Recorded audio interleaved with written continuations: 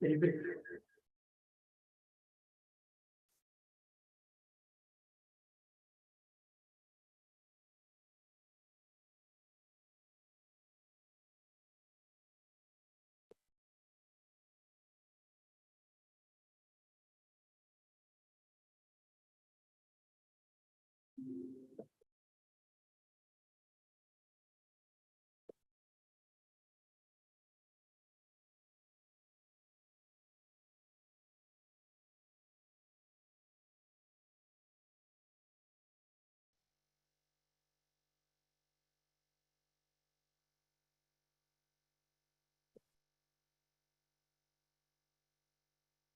Yes. I can hear you. Okay. I accidentally had a speaker on and was getting some feedback. Okay, good morning, everyone.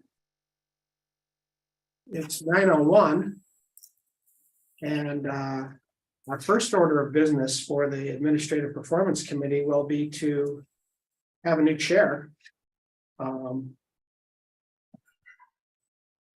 As Dan Albert,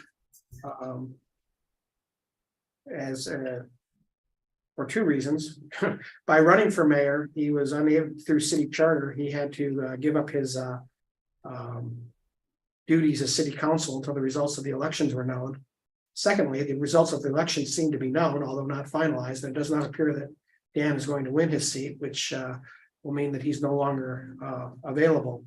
So Dave Pacheco is the vice chair. Is Mr. Pacheco present on the call? Do we see Dave? I do not. Okay.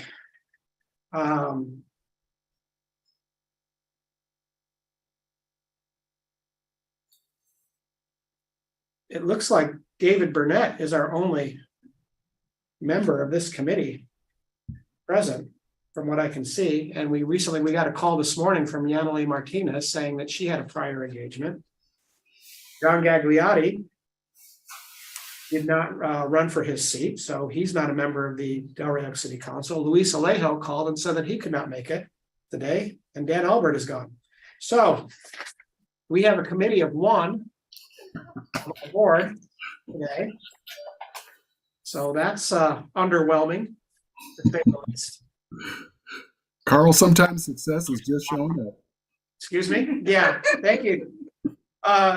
Board Member Burnett, this being your last board meeting, you get the MVP for the month of November.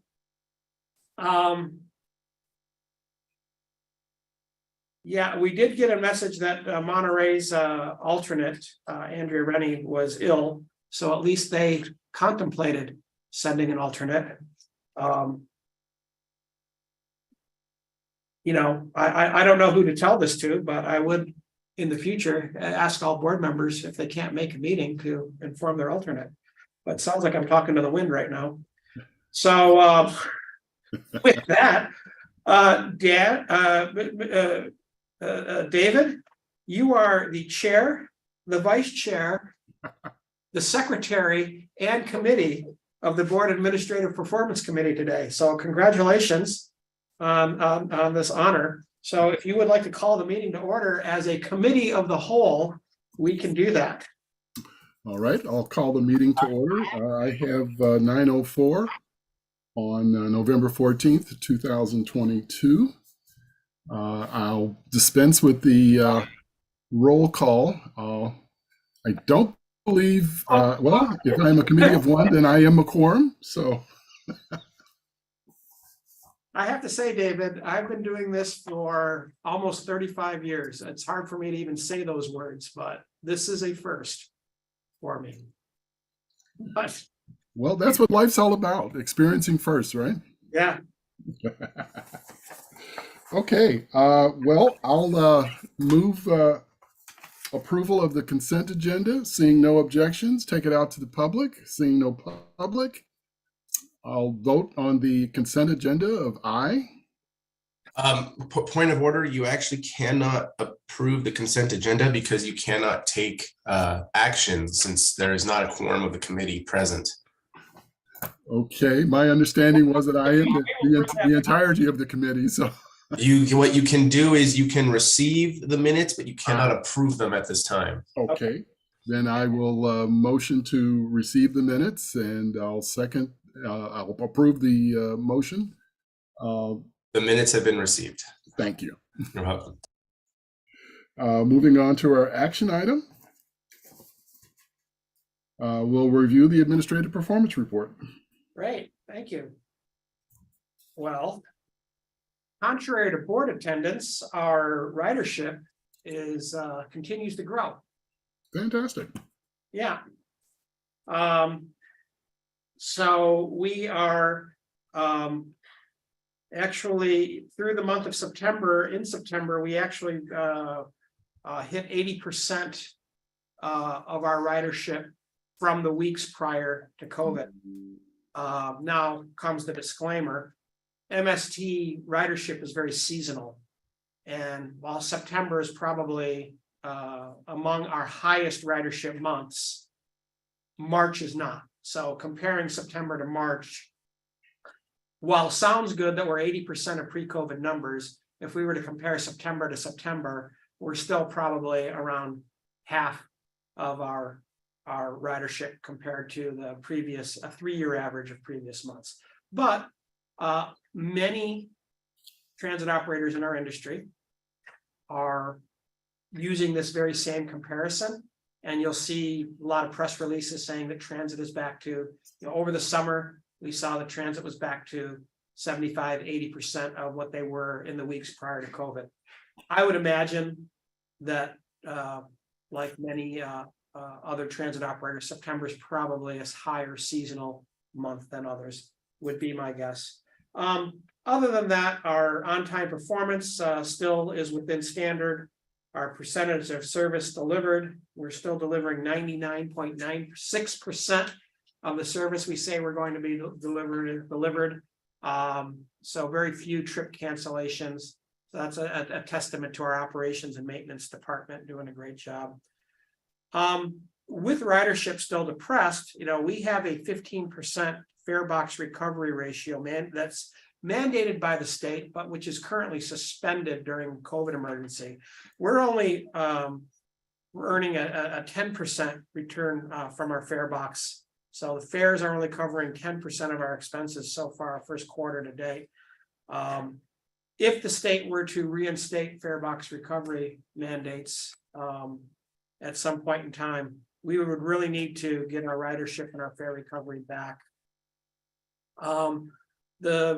Other than that, our miles between preventable collisions is doing well. So from a safety standpoint, we're within standard, both at the MST and MV level. We're doing much better than we were last year, and we're within standard. Our miles between road calls, that's the distance traveled between mechanical failures, is well above standard. And very high, again, a testament to what a great job our mechanics are doing. Cash flow, we're still very well capitalized as far as cash in the bank is concerned. No concerns there. So from an MST rides perspective, in the past month, we've had our highest weekly, have had some of our highest weeks since pre-COVID. Again, ridership is coming back, mostly driven by adult daycare services. With those services opening back up as our county remaining in a low transmission rate, many of the adult daycares have opened back up again, and we're seeing a big increase in ridership there. Pretty much on the ride side, the only area that we are struggling in is on-time performance. We've implemented some new software on the MST ride side, and it is focusing on productivity, and our productivity has really increased, which is a good thing. But as a result of that increase in productivity, it's causing our trips to take longer, and we're struggling in the on-time performance. There has been, I can say, these statistics are through September. Through October, those numbers are improving, and through November, we're nearly hitting our standard. We're right there at standard on this type of stuff. So we're continuing to tweak that, and we're confident that by the end of this calendar year, that our on-time performance on the ride system will be back within our own standards. Other than that, we continue for the first quarter to be on track from all of our action goals that we have set for the year, as well as our financial, our revenues. We have more revenue than we budgeted. We have less expenses than we budgeted. All in all, that's good stuff. We're happy to answer any questions of the committee. David, do you have any questions? Not at this time. I'd like to also add my congratulations to the staff of MST, the mechanics especially, and also to the software engineers that have contributed to this great performance. Thank you. All right. So the next two items are recommendations, and those are not. Well, yes, I guess they are motions, and so we have the same issue.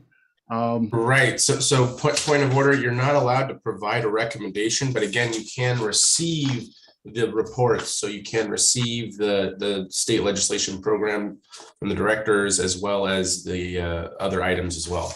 But you cannot, as a committee of the whole, provide a recommendation. All right, then. So for item 4.2, is there a staff report? There is. There is. All right. Well, I'm prepared to receive it. Good morning, committee member Michelle Overmeyer, Director of Planning and Innovation. My staff report is for item 4-2, and this is an item that we bring to the committee every November. This is the state legislative program, and it guides us in. Michelle, could I interrupt you for just a second? Sure.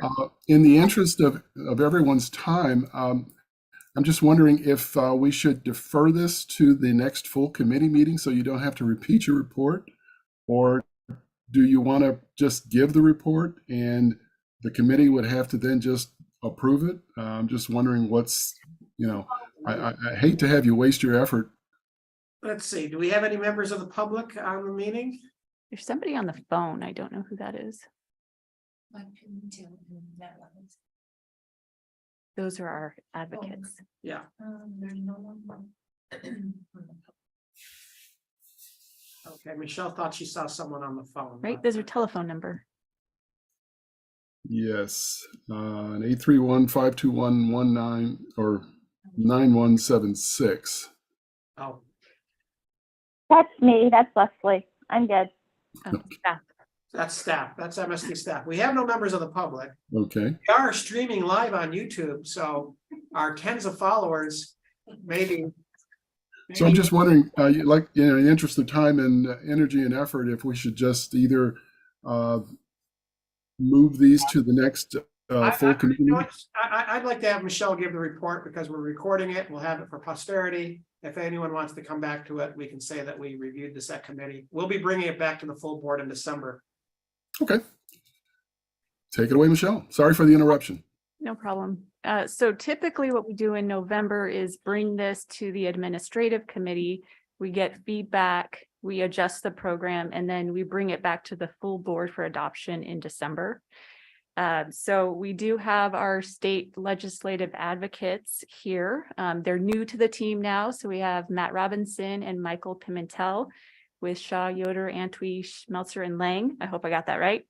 And they're going to walk us through the program. And I think at this point, we could take any feedback that you have, and we could consider that when we bring it to the full board in December.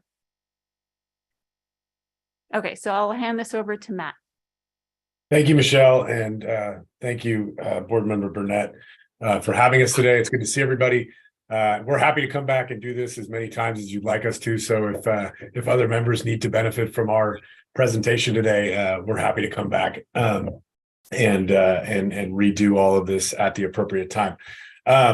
Today, I'm joined by my colleague, Michael Pimentel. We are with Shaw, Yoder, Antwi, Schmelzer, and Lang. Michelle, I think you nailed the name. We have been working with MST for about 2 years now, and prior to the board engaging us for all of your legislative services, we had been working on some issues related to the MST SURF project and how that plays with some legislation that was moving through Sacramento over the last couple of years. And so we were happy to help with that.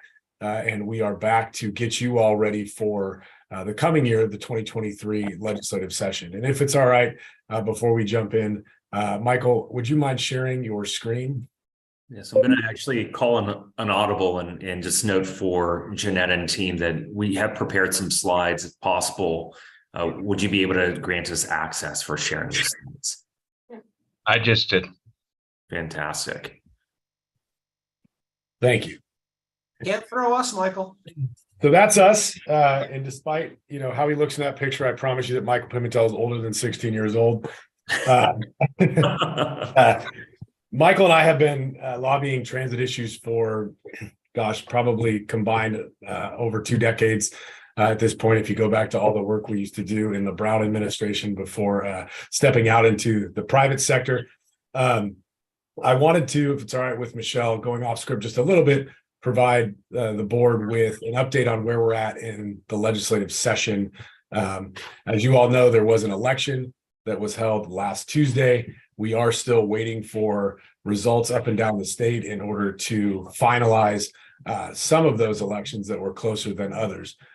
Just so everyone knows, county election offices have until December 8th to turn those results over to the Secretary of State's office, and she has until mid-December to make the results final. In your county, however, with our seats, they seem to be known at this point, with Dawn Addis having about 63% of the vote over her contender. So she will be coming into the new Assembly District 30, which used to be Mark Stone's seat. And then we also have Assemblymember Rivas, again, with about 62% of the vote in his election, and he will continue to represent portions of Monterey County. I think sort of one of the bigger changes that we saw is Senator Caballero, who used to represent a portion of the county, does not seem to retain any more of Monterey County, and Senator John Laird will be our sole member in the California State Senate.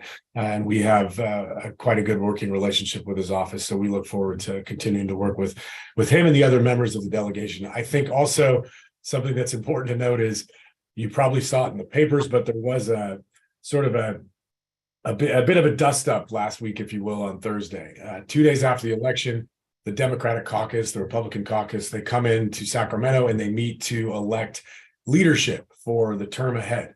And we have known for a while that Assemblymember Rivas from our county has been working to secure the speakership after Assemblymember Anthony Rendon hands over the reins to his successor. Mr. Rivas tried in May around Memorial Day weekend to take that leadership role from Anthony Rendon. Was unsuccessful then, had been working over the last few months, particularly through the election of a bunch of new members that are coming in to secure that position when they return on December 5th. It appears that an agreement has been reached that would allow the current speaker, Anthony Rendon from Southern California, to retain his leadership role through June of 2023. And then that role would transition to Assembly Member Robert Rivas beginning this coming summer. And that's really, really important because that is one of the three most powerful positions in California politics at the state level. And it's very rare that we have representatives from the Central Valley in those types of positions. And so I think, not to speak for them, but on behalf of Carl and Michelle and Lisa and others at MST, we're pretty excited about the opportunities that may bring with having Assemblymember Rivas at the helm of the state assembly sometime in 2023. Just some housekeeping beyond that. As I mentioned, they do come back on December 5th to start the work of the first year of the 2-year session. They will come in for a day. It's their organizing session. They get sworn in. They meet again. They may take that speakership vote on that day, and then they go home to their districts. And they spend really the rest of December and the first week or so of January back home, and then we'll come back on January 4th, and then they hit the ground running for the 2023 legislative session. So with that, I'm going to go ahead and hand it over, Board Member Burnett, to my colleague, Michael Pimentel, who is going to run through a series of slides that speak to the various elements of the draft 2023 state legislative program. And in order to hopefully make it easier for everyone to follow along, we have tried to categorize those by the way they're labeled in the program and put them into modules. So you see, for example, the first one here, 1S, that's the first item in your legislative, or the first bucket of items, I should say, in your legislative program. So with that, Michael Pimentel, if you wouldn't mind getting us going. All right. Well, thank you, Matt, and Board Member Burnett. Good to be before you today. I'm going to highlight, as Matt noted, some of the new adjustments that are included in this 2023 state legislative program. And I'll just highlight for you that on this first item of engage in cooperative support among partner organizations, the edits are fairly light. And that is in recognition that MST has a strong working relationship with various statewide organizations like the California Transit Association and the California Association for Coordinated Transportation. But then also, too, MST has a strong working relationship with your regional partners at TAMC. And so what's presented here is just an update for the years, reflecting that as MST engages in its own efforts, it will look to redouble on the efforts of these other organizations for which MST is affiliated, and help amplify their message and their legislative pursuits, ultimately to the benefit of MST and your community. So again, a very light touch here in terms of modifications. This does, though, serve to tee up what is the remaining balance of the program that has interlaced within it priorities that exist from these state-level organizations in CTA and CalAct, but then also, too, MST's individual priorities that it will be pursuing through the support of myself and Matt Robinson in the state capitol. And so at this time, I'll go ahead and transition it back to Matt Robinson to get us into the more granular specifics of this program and how things will proceed in 2023. And so Matt, on to you. Thank you, Michael. As Michael noted, the next bucket is the transit-related legislation support within the program. Michael, if you wouldn't mind, next slide. So I think the biggest change under this item is a piece of legislation that MST is looking to pursue and sponsor in 2023. And it would, just at the highest level, align its contracting thresholds for supplies, materials, and equipment to those of the Federal Transit Administration, which is currently set at $150,000, but there's also a low end to that of $10,000. MST currently has thresholds of $2,500 up to $100,000. So it's not a significant adjustment, but it does get us in parity with that federal law. And just a quick high-level overview of the contracting world. Essentially, anything that exceeds that $150,000, MST has to go out and procure by way of a best value procurement. Anything that falls between $10,000, or would fall, I should say, between $10,000 and $150,000, they have to go out and secure 3 quotations, and then they can go ahead and award the contract for either of those things any of those things on the screen. I'm sorry, to their preferred contractor. Anything under $10,000. There is no requirement for 3 quotations. They may go out and just have a direct engagement with a contractor in order to facilitate the work. So that will be hopefully, if Michael and I do our jobs, our sponsored bill this year, moving through the California legislature. We will begin working with legislative counsel to get the language drafted. We will start talking to probably first and foremost members of our delegation on how we plan to proceed, seeing if we can find a bill author. We'll be talking to employee union representatives to make sure that we're not doing them any harm. We've ran a number of these bills in the past, and generally, once the bills come into print, it's fairly smooth sailing. So we're hoping for the successful passage of this bill, in 2023. Everything else is the same as it was in last year's program. We continue to support legislation that enables transit supportive development. We continue to support legislation that would augment our funding programs for transit buses, for the conversion to alternative fuels, to zero emission. We continue to support legislation that will increase the safety of our employees and the customers that use our transit systems. And I would just note that Michael mentioned sort of we try to align with the California Transit Association and what it's pursuing. This 3rd or 4th bullet, I guess, that you're seeing on your screen is going to be front and center of the association's work this year. We have heard from a number of operators that, frankly, their systems are just getting too dangerous for both the passengers and the drivers. And so we expect to see some work done through the California Transit Association on that front. And we'll continue to update the MST board as that work progresses in 2023. And then finally, just continuing to support efforts to advance racial justice and equity in transit and transportation policy. With that, I'll go ahead and hand it back to Michael, who will get us going on 3S in the program. All right. Well, thank you for that, Matt. And folks, this next item speaks to encouraging the state to restore, preserve, and augment transportation and transit funding. And within this module, you'll see that there's much language that is status quo with the existing adopted 2022 state legislative program. However, I did want to emphasize a few points here. One is that there are edits that have been taken to this document, and here you'll see that they're arrayed across 4 slides that recognize an expanding landscape in Sacramento relative to where funding availabilities lie. Previously, we have seen funding at agencies like CalSTA and Michael, Caltrans. could I interrupt you for just a second? Sure thing. I just had a couple of questions, and is it better to hold them to the end, or do you want to take them now? I'm more than happy to take them now if you'd like.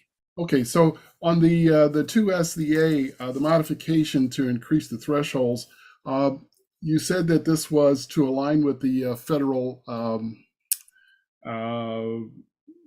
parity, I guess, federal contracting languages and things like that. Was any of it due to inflation?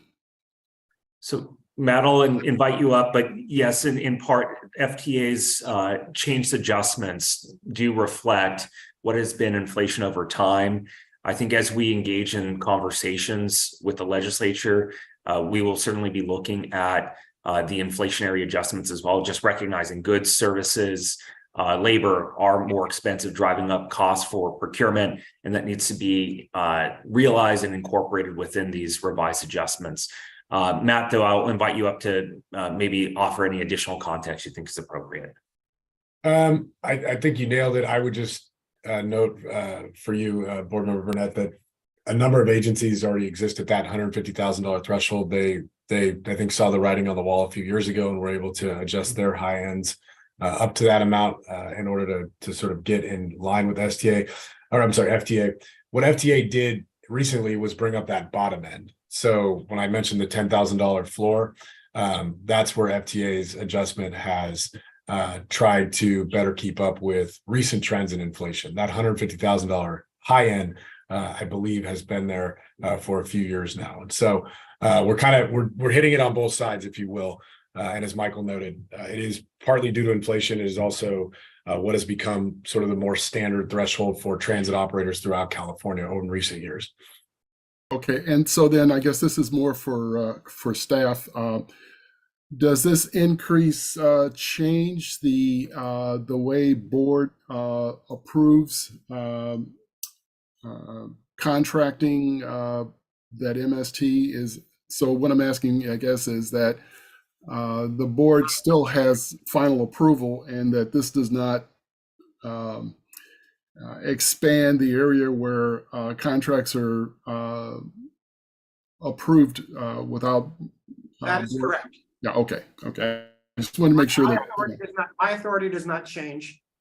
What this changes are areas when we go out to bid versus when we seek quotations. Okay. All right. Continue. I'm sorry. All right, and so I'll proceed back into that item focused on funding. And what I was previously acknowledging is just an expanding landscape in Sacramento relative to where transit agencies may claim access to funds. And the growth has primarily happened in relation to the transition to zero emission technologies. The California Resources Board now oversees an expanding portfolio of investments in zero emission transit vehicles. And the CEC is similarly making advances in funding for zero emission charging or refueling infrastructure, but then also for things like workforce development to support agencies as they are transitioning to these zero emission technologies. And so again, the edits that you see to the program that would bring us into 2023 reflect some of that expanding landscape. By the same token, we have seen, of course, the enactment of the Infrastructure Investment and Jobs Act at the federal level. That replaces what was the FAST Act, the previous reauthorization bill. And so here, again, minor adjustment to reflect that evolution in authorization bills that support public transit. Now, I also want to just highlight a few other mechanical considerations. One is that while in the past, MST and other agencies have largely supported actions at the state capitol to ensure that funding flows to programs like the ones I was alluding to at CARB and at CEC to help fund the transition. The reality is that there is also still additional work that needs to take place at those respective boards and commissions to ensure that as funding flows, it best advantages transit agencies and it best advantages agencies like MST. And so there is language here that highlights the need for engagement, tactical engagement with CARB and CEC to help improve those funding flows and again, help deliver greater funding access to MST. There is also acknowledgement here to an ongoing process that the Newsom administration has started, which is called the Climate Action Plan for Transportation Infrastructure. It's focused on reorienting the state's discretionary investments toward clean modes of mobility. Here, the acknowledgement is really that MST is going to continue to lean into that process, recognizing that the state's policy directive is one that inherently can benefit MST. We want to make sure that we are taking advantage of those opportunities to deliver greater funding resources to MST. Now, finally, I do want to highlight something that it is frankly somewhat of bearing the lead in this presentation, and that is this focus on funding for operations and an extension of the existing statutory relief. Here we are acknowledging that transit agencies like MST are likely going to find themselves in the near term facing a funding crunch as federal funding relief begins to dry up. The industry, through the California Transit Association, is rallying around what will be a state level ask to secure some additional one-time monies to support with that potential fiscal cliff, but then also to help regrow ridership addressing some of the dynamics that CEO Sidoric had noted around the reality that while ridership is picking up, it is not yet fully at its pre-pandemic levels. Now, CEO Sidoric also did mention the reality that the fare box recovery ratios have been waived for several years, that when they are reimposed, they are going to potentially create some disruptions for MST unless there is this growth in ridership that allows you to meet your historic fare box recovery ratios. Here again, through the California Transit Association, there is an effort to see what was a temporary extension extended even further into fiscal year 24-25 as that association works to more holistically reform the Transportation Development Act to help address some of the challenges that are now perhaps innate to public transit, given this post-pandemic reality, and to hopefully help smooth out what would be disruptions otherwise from the reimposition of those fare box recovery ratios. And so that's what's referred to here in this existing statutory relief. And then finally, I just want to note here that there are a variety of pursuits that MST has engaged in that has really helped advance the ball for the industry. Here you'll see in bullet 2, there's a call out to efforts to help bridge the digital divide, help expand access to a variety of things, including broadband. And so here we are just acknowledging, again, a continuation of the 2022 program that would suggest MST will continue to lean into these opportunities, but then also does recognize a few areas where things have been challenging for the industry relative to homelessness on our services, but also too in terms of reimbursements for medical trips that are provided. And so again, status quo, but areas where there was some unfinished business that MST is committed to continuing to move forward with in 2023. And so Board Member Burnett, this does bring us to that next item, the next module, if you will, which is to support reductions in burdensome legal and regulatory requirements. And if I may, I'll proceed into those items. Please. All right, so here I will acknowledge that to my earlier point about the Transportation Development Act reform, that effort needs to get underway through that statewide body of the California Transit Association. MST has previously participated in the CTA's TDA reform task force efforts. Here it is an acknowledgement that MST will continue those efforts in 2023 with the possibility of supporting legislation in 23 or 2024, depending on when that legislation is ultimately agreed to ultimately address those more holistic reforms to TDA that, again, I've acknowledged need to take place so that that temporary relief can serve as that one-time support as we build into a more sustainable future. Then also I want to note that there are a few items here that highlight just generally the impacts that ongoing rulemakings could have on MST, your operational budgets or capital budgets. And here we want to be strategic in supporting those efforts that are truly going to benefit MST, but then also finding ways to oppose and or correct efforts that would create new challenges for MST, again, relative to your capital or your operational programs. And I do want to now invite Matt Robinson to speak to one of the items, which is captured here on bullet point 3 related to collective bargaining. Thanks, Michael. Yeah, I think the board was made aware this year of a particular bill that attempted to carve out a new collective bargaining process for a certain subject matter through legislation, AB 2441. That was a bill that was proposed unless amended by a number of California transit agencies. We attempted to work out some compromise legislation, but it did not come to fruition. And I think there is the potential for more legislation that would require collective bargaining before a transit agency does X, Y, and Z outside of your normal processes. And I want to just emphasize that last piece. These would not bar it from being part of collective bargaining, but rather from forcing the transit agency to have to start a special session on collective bargaining to address one or two particular issues that could be otherwise addressed through the normal collective bargaining processes. And so we just have that as a way to sort of give us some cover in case we have to react to future bills like 2441 that we saw come through the legislature this year. Michael, I noticed that moving forward, we're going to be able to just touch on a couple of things quickly. Michelle looks like she's getting pretty tired of standing there. So we also have 2 more items we need to get to before 10. Let's try to just burn through these last 2 buckets, and then we can take questions. Yeah, so I'll be very brief on this one. And this is just acknowledgement that there are certain processes at the state level that are going to continue to need to be refined in order to support MST and ensuring it has resources it needs. One relates to the ongoing implementation of CARB's Innovative Clean Transit Rule, where we're wanting to, again, continue to streamline funding mechanisms to support that transition to zero emission technologies.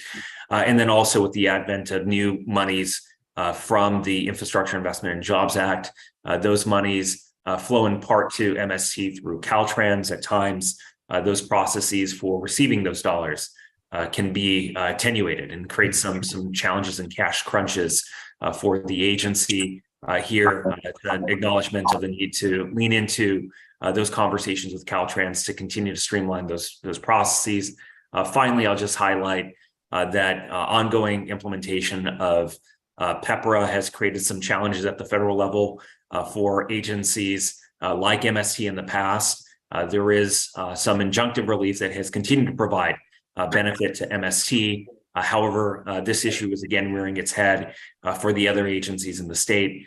Here, I think MST is simply noting the need to continue to monitor the implementation of that Pension Reform Act in order to ensure that there is no disruption to MST. Though I will state clearly that at this time, there's no indication that there would be any disruptions to MST given previous court rulings.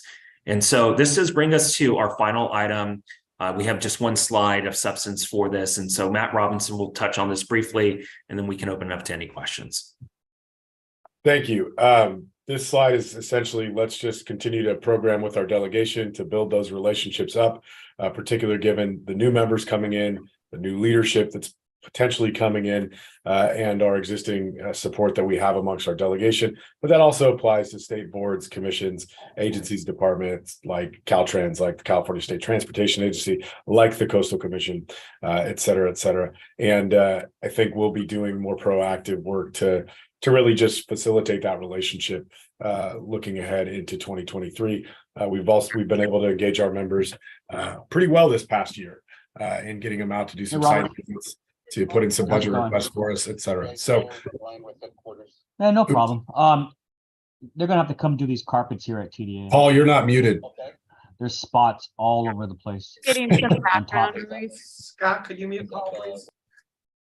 And with that, Mr. Chair, we are done and happy to answer any more questions. And like I said, we're willing to come back anytime you need us. Yes, it looks like you will have to come back. Unfortunately, the occurrences of today have more or less mandated that. An excellent report. I would have some questions, but I think I will probably just pass them on to Carl to be included in the next meeting, as I don't believe I will be on the board by the time the next meeting occurs. So, I want to make sure there's a smooth transition from this item to the next board. So again, thank you for your presentation today, and let's move on. Thank you very much. Good to see everybody. Thank you.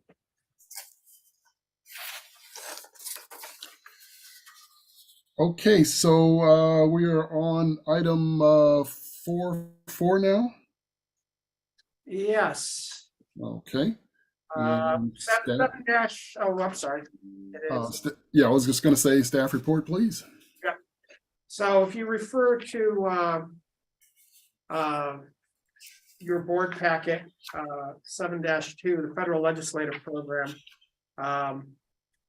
we are focusing on, staff worked with our lobbyist in Washington, D.C., Don Gilchrist, who is on the call. There we are. Thank you, Don. I didn't see you earlier. So Don Gilchrist, our representative in Washington, D.C., can give us a brief update of our federal lobbying program in its draft form. Don, in case you missed the beginning, we have one board member showed up today. Oh, that's all the whole thing. And this is the last meeting. It's So, a heroic effort, and I'm proud to be part of it. Don Gilchrist.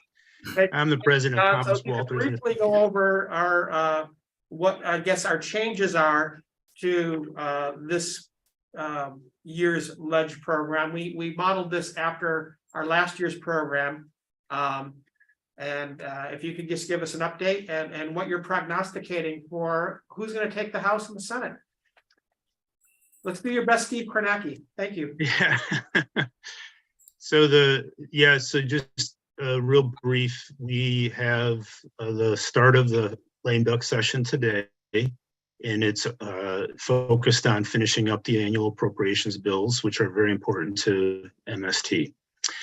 The Senate is obviously going to be retained control by the Democrats, which is a big surprise to many Republicans. And in the House, the control is up in the air. There's a likelihood that there will be a very slim Republican majority, but that is far from certain.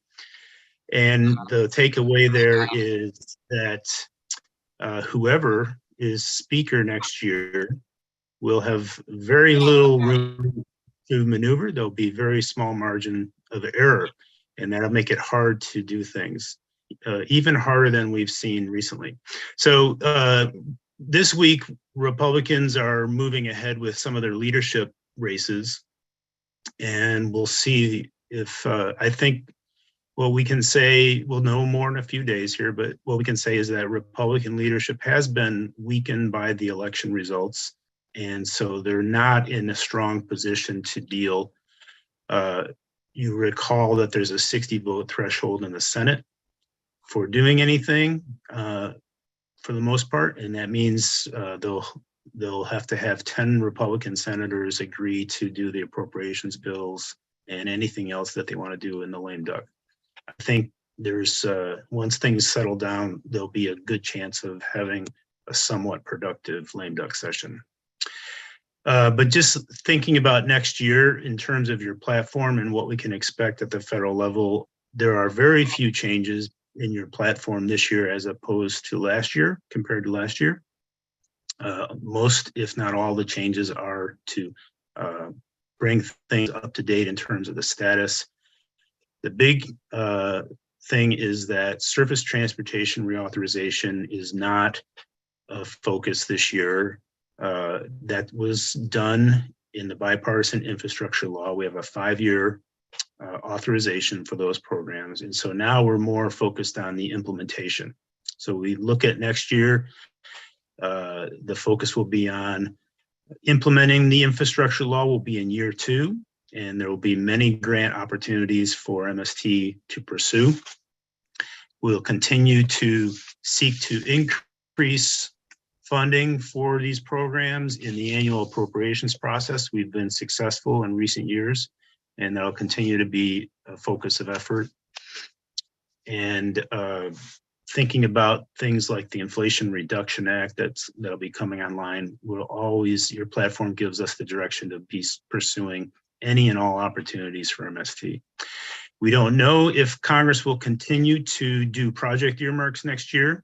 We're going to assume that's the case, and that will be something that we'll be aggressively pursuing.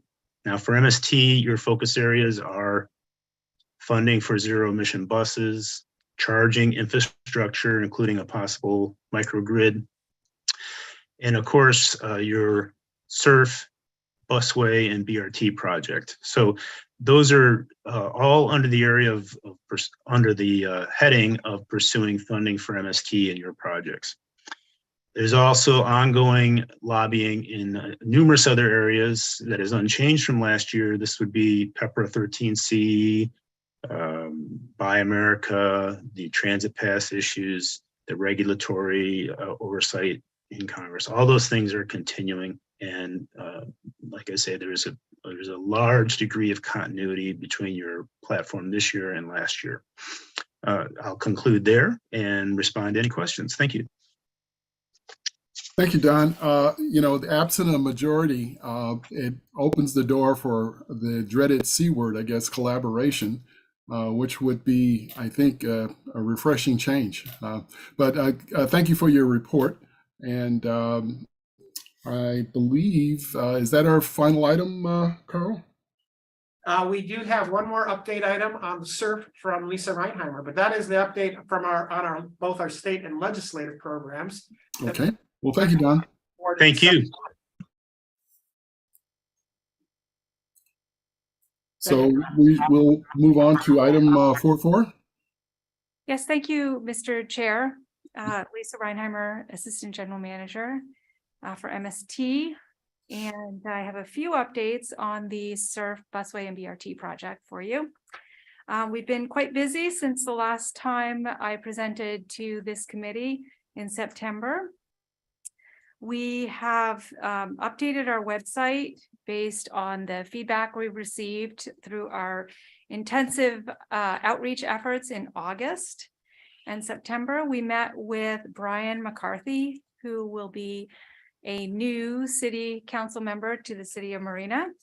I met with the governor's advisor on transportation, former mayor and really huge advocate for infrastructure projects, Mayor Villaraigosa, and brought to attention some of the transportation challenges we have in Monterey County. We're working on finishing up the final categorical exclusion for our National Environmental Policy Act compliance, or NEPA.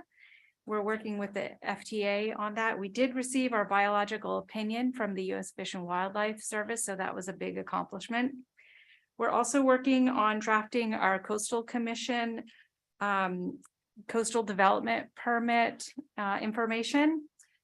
And then the biggest part of what we're doing at the moment, or at least I think it is, on the project development side, we received proposals from construction management general contractors, and we have a review team who's looked at the proposals themselves and will be involved with in-person interviews scheduled for later this month.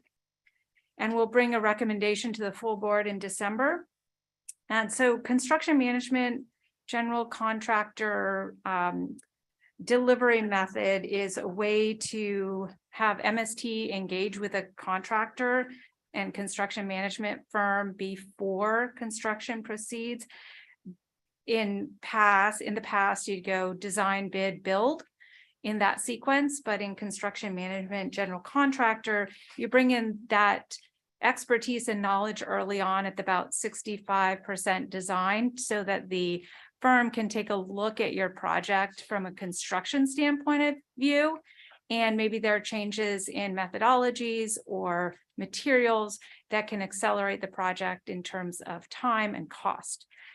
So we'll be bringing that back to the full board for a recommendation in December. That concludes my update for you, Mr. Chair.